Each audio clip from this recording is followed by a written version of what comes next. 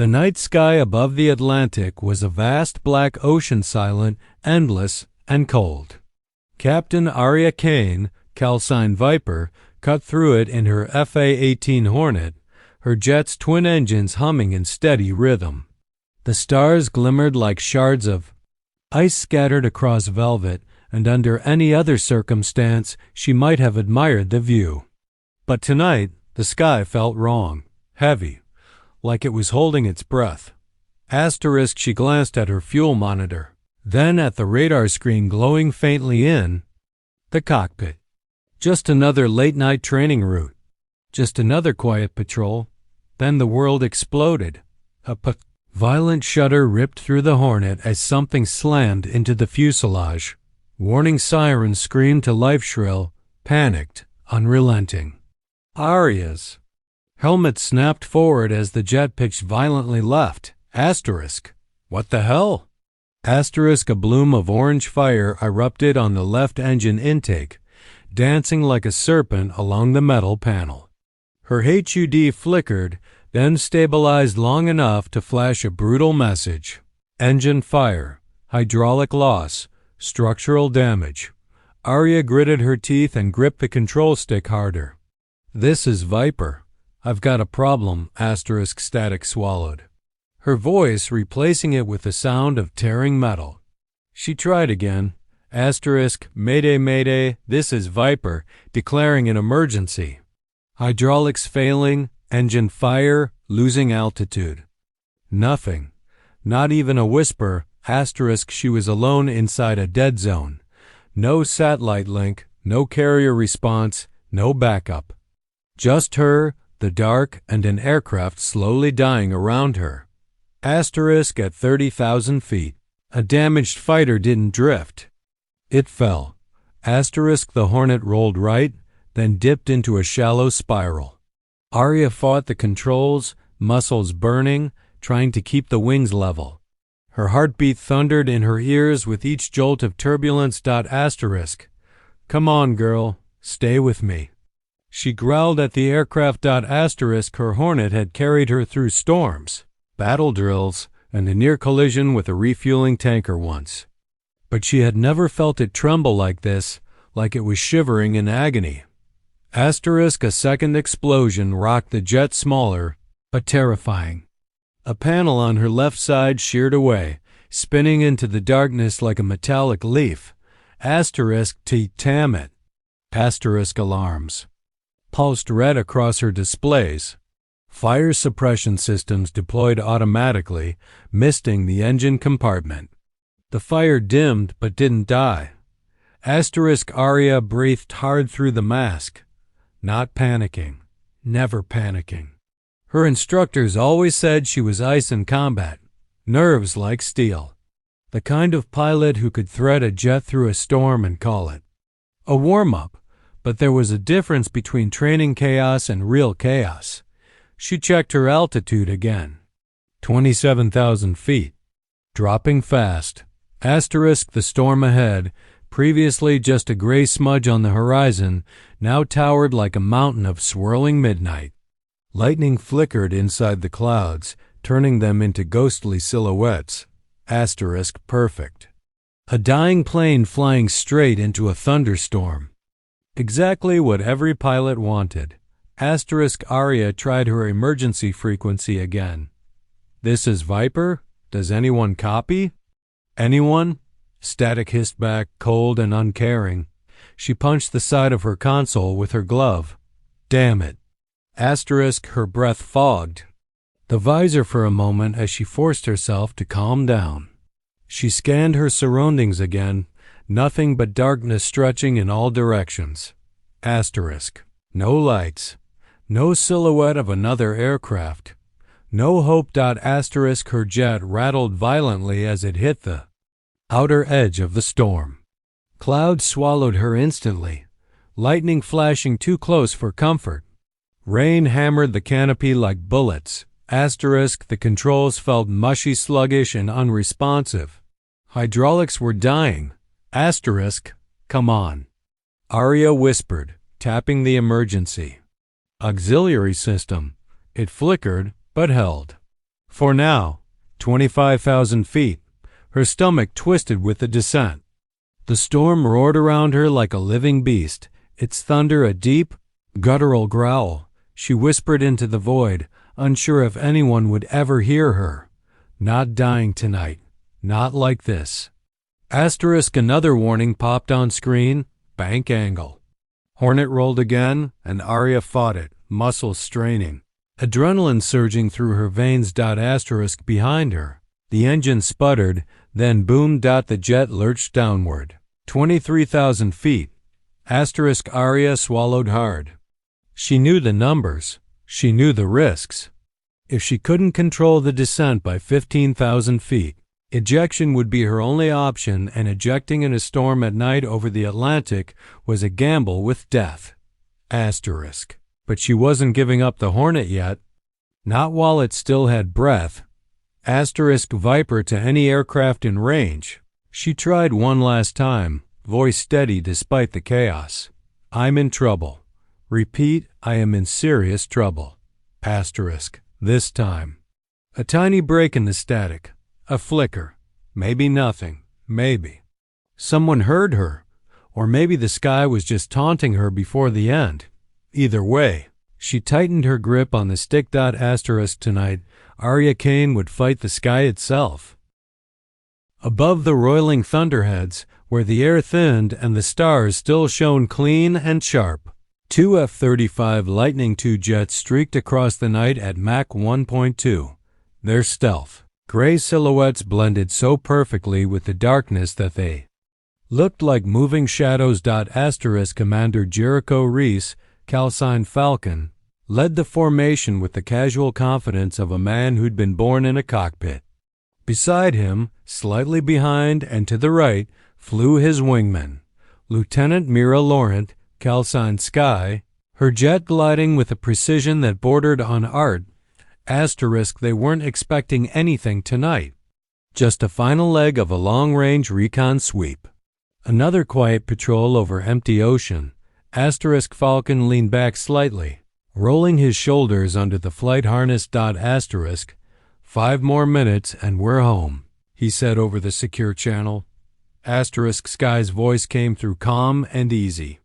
You buying the first round? He smirked. We'll flip a coin. Lightning flickered in the distance, white, sharp, jagged. The storm below them looked like a monstrous sea of boiling ink. Falcon checked his instruments. Definitely a bad one. SKRRRRRRPHT, a faint crackle brushed the comm. Skye spoke first. Did you hear that? Falcon frowned. Probably electrical interference from the storm. Then, through the static, a ghost of a voice. May. Day, Viper, hydraulic F, losing altitude. Falcon stiffened so hard his gloved fingers froze on the throttle. Skye's breath hitched. Was that? Rewind last 5 seconds, Falcon snapped. The F-35's onboard system replayed the fragment. Viper, losing Alta Skye cursed. No way. Aria's not even flying tonight. She was grounded after the training cycle. Falcon didn't respond. His jaw set like stone. Viper, Aria Kane, one of the best pilots the Navy had produced in a decade. Falcon respected maybe 4 people in the entire world. She was one of them. He punched new coordinates into his nav system. The signal's vector appeared weak and distorted, drifting south, sinking toward the heart of the storm. Skye, he said, voice low, she's going down. Skye didn't hesitate. Then we go. Command wasn't going to like it. They were supposed to maintain altitude, keep distance from the unstable storm cell, stay safe until the carrier gave the all clear. But some rules weren't met. For nights like this, Falcon banked left in a smooth, decisive arc. Command can yell at us later. Skye followed instantly, her jet sliding into position on his wing. They dove toward the storm. The clouds swallowed them in seconds. Thunder cracked like cannon fire around them. Wind slammed against their wings, pushing and pulling. Falcon tightened his grip. The F-35 was built for combat, stealth, and precision. Flying into the belly of a storm wasn't exactly on the brochure. His HUD flashed with turbulence warnings. Air pressure jumped, dropped, then jumped again. Falcon, Skye said, easing her jet closer to his, signal strength increasing. She's somewhere below 20,000. Lightning illuminated the world in a violent wash of white. For a moment Falcon could see everything: the swirling black clouds, the jagged arcs of electricity veining the sky, the distant waves below like a churning cauldron. Then darkness slammed back. Thunder boomed so loud Falcon felt it in his ribs. Steadied his breathing, focusing. Scan for her transponder. Trying, Skye said. But the storm's scrambling half the input. I'll isolate the frequency manually. Falcon allowed himself 1 second of grim pride. Skye wasn't just a good pilot, she was brilliant. When things went to hell, another burst of static hit the channel. Lawn, this is V, systems, failing. Falcon's heart hammered. Viper, this is Falcon, do you copy? No response, only the roar of the storm. He pushed his jet lower. 27,000, 25,000, 23,000 feet. Skye's voice sharpened. Falcon, I've got her. Bearing 085, downslope fast, she's losing altitude hard. Falcon sucked. In a breath, how far? 2 miles, maybe less. 2 miles in a storm like this might as well have been a different continent. But they had her location now. Falcon's jaw locked. We're bringing her home. The clouds thinned just enough for a faint glow to appear below fire. Falcon saw it. A small, distant spark in the black. A flame trailing from a dying aircraft. Skye whispered, "Oh my God. She's still airborne." Falcon surged forward, slicing through the turbulence. Viper, this is Falcon. Hold on, we're coming. The Hornet pitched downward like it wanted to tear itself apart. Fire streaked behind it, vanishing into the storm. Every second counted now. Falcon throttled up. Skye, formation dive. Match my descent. I'm on you, she replied. Fierce and unwavering. 2 F-35s plunged deeper into the storm, racing toward the failing heartbeat of one pilot fighting the sky alone. Tonight. They would reach her, or they would vanish with her. Aria Kane's world was shrinking. Her cockpit, normally buzzing with a controlled hum of systems, lights, and sensor feedback, felt like a coffin made of smoke and fire. The oxygen mask pressed tight against her face, amplifying every breath, until it sounded like she was gasping underwater. The Hornet trembled violently, each shudder worse than the last. Her remaining engine coughed like a dying animal. Altitude, 19,000 feet. The storm swallowed her whole. Lightning cracked so close it painted her canopy white, bleaching the cockpit in an instant's flash before plunging her back into darkness. Thunder boomed around her in long, angry roars.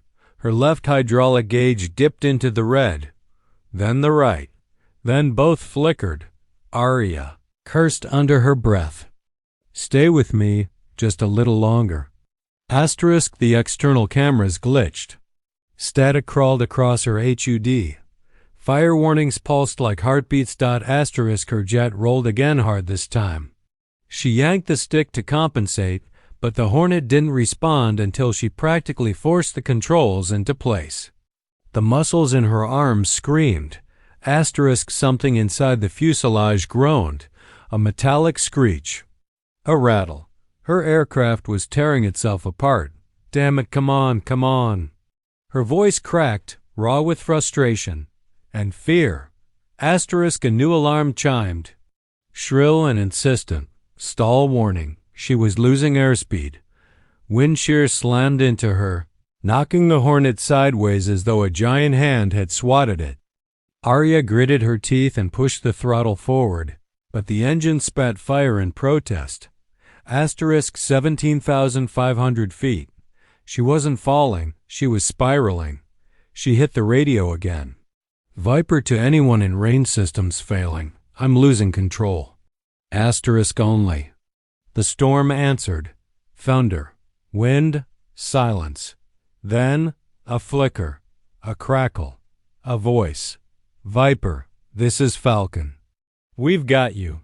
Aria froze. For a full second she thought she hallucinated it, a comforting lie invented by a dying brain. Asterisk then. The voice returned louder, clearer. Asterisk, Viper, do you copy? Asterisk, her lungs seized in relief. Falcon? Falcon, I hear you. Asterisk. Good. Keep talking. What's your status? Asterisk, she barked a breathless laugh. Bad, really bad. Asterisk Skye's voice joined the channel, clipped with urgency. We've got visuals. Viper, 2 o'clock low. Hold your heading, we're coming in. Aria turned her eyes right, and for a moment, just a moment, all the chaos faded.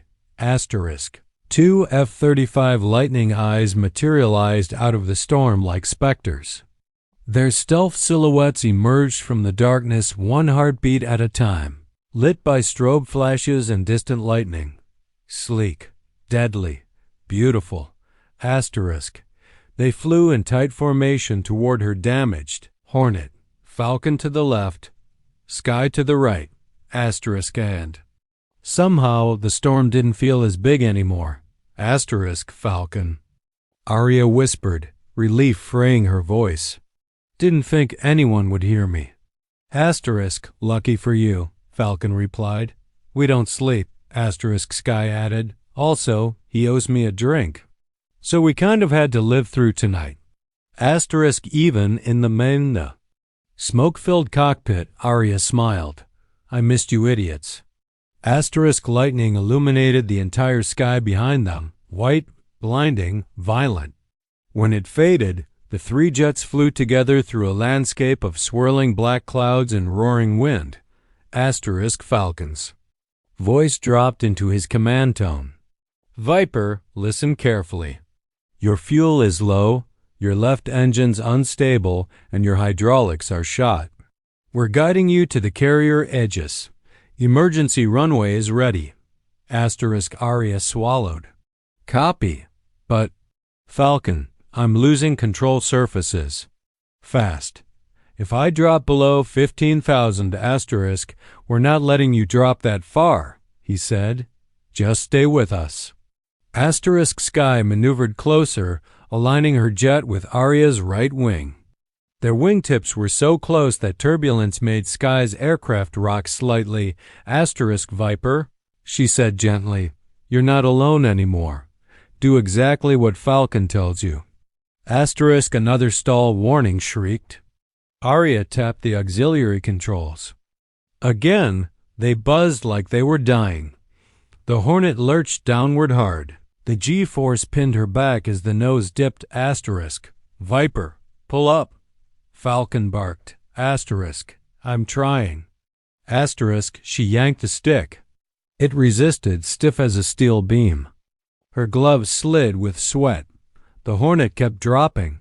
16,500 feet. Asterisk Falcon dove with her, matching her descent perfectly. Follow my pitch. 3 degrees now 5. Skye moved too, compensating on the right. Aria strained every muscle. The Hornet responded slowly. The storm thinned like torn curtains as Aria, Falcon, and Skye pierced through the final veil of clouds. For the first time in what felt like hours, Aria saw something other than darkness and lightning. A faint cluster of golden lights shimmered on the ocean below. Asterisk the USS Aegis. Her lifeline. Her last chance. Asterisk Viper, Falcon said. Voice calm but edged with urgency. The carrier's bringing up full illumination. They've cleared the deck for an emergency landing. We're going to get you aligned. Asterisk Aria squinted through the streaked canopy. Even from this altitude, she could see the shape of the massive vessel cutting through the black waters. Its deck bathed in bright white light like a runway carved onto the sea. Asterisk. Her hands trembled against the stick. Asterisk. Her Hornet bucked hard, another system giving out somewhere deep inside the fuselage. The left engine spat a fresh blast of flames. Smoke poured through the cockpit vents, creeping along the edges of her visor like fingers. Asterisk. Hydraulics? Pretty much gone, Aria muttered. Asterisk Falcon's voice sharpened. Viper, talk to me. What do you have left? Asterisk Aria scanned her flickering displays. Half showed gibberish. The rest flashed warnings. Asterisk. I've got partial roll authority. Minimal elevator. No flaps. And landing gear. She swallowed. Gear's unresponsive. Asterisk Skye inhaled sharply. We'll work around it. Falcon's got you. Asterisk Falcon eased his F-35 closer, drawing ahead just enough for Aria to see the glowing afterburners.